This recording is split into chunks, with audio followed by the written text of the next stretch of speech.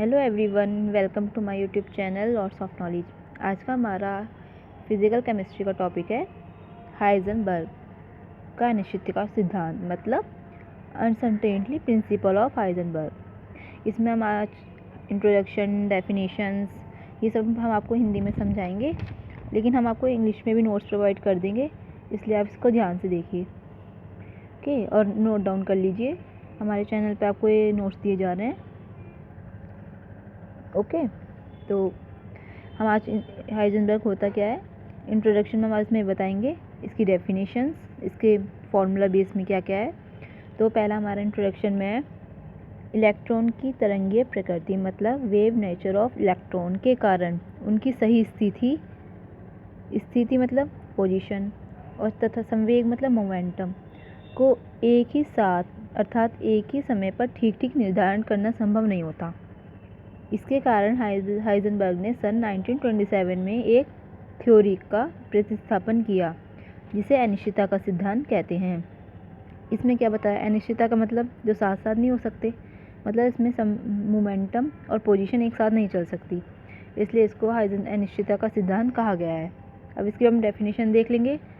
Electron जैसे गतिमान सूक्ष्म कण की स्थिति व संवेग का साथ साथ सही निर्धारण संभव नहीं है।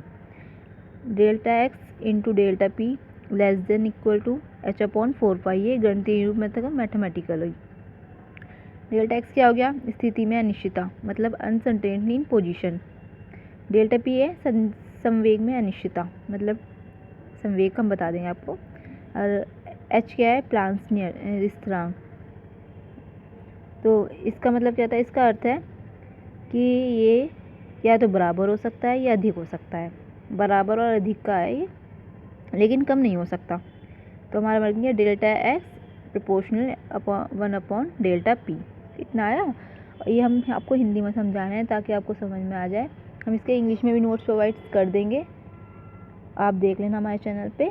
जिसको इंग्लिश में लिखना है इंग्लिश में लिख सकता है, हिंदी में लिखना है हिंदी में लिख सकता है। ओके, जैसा भी अच्छा लगे आपको। इसके बाद क्या है, ये डायग्राम है, सूक्ष्मदर्शी माइक्रोस्कोप के द्वारा इसे देखा जा सकता है, क्योंकि वैसे तो देख नहीं सकते। ये प्रारंभिक पथ है, ये शैक्षिक पथ है। ओके, ये साथ साथ नहीं चल सकते, या तो संवेग, जब तो अनिश्चितता का सिद्धांत बताया गया है, इसमें हम पढ़ते हैं। पहला है हमारा, इसमें हाइजेनबर्ग ने अनिश्चितता के सिद्धांत को ठीक प्रकार से समझाने के लिए कक्षा में घूमते हुए इलेक्ट्रॉन के संवेग तथा स्थिति की समीक्षा करनी चाहिए। इसमें स्थिति हमें करनी होगी पहले इलेक्ट्रॉन की या संवेग की। इस इलेक्ट्रॉन की पोजीशन ज्ञात करने के लिए एक ऐसा विशेष प्रकार का सूक्ष्मदर्शी होना चाहिए जिसमें इलेक्ट्रॉन दिखाई दे सके।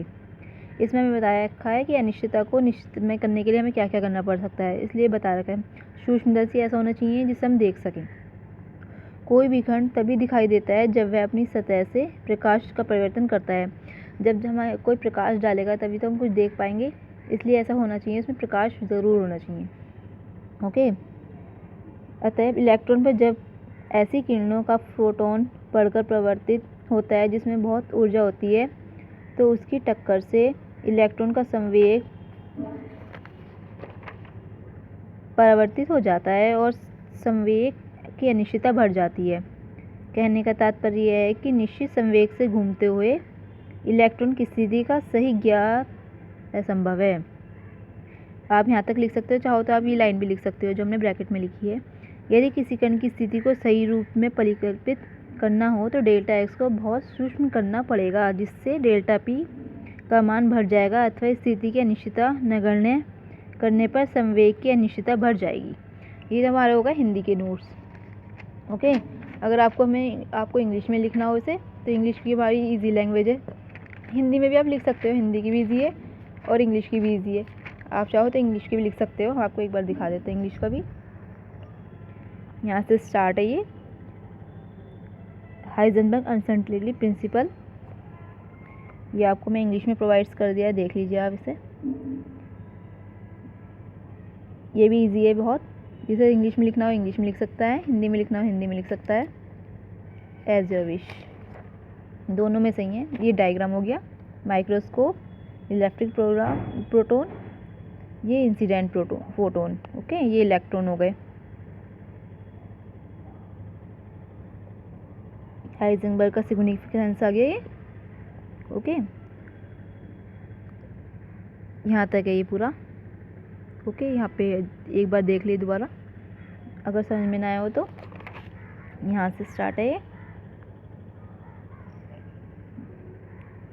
दोनों ही आपके लिए सही हैं, कोई से भी आप देख सकते हो इसमें, हिंदी या इंग्लिश।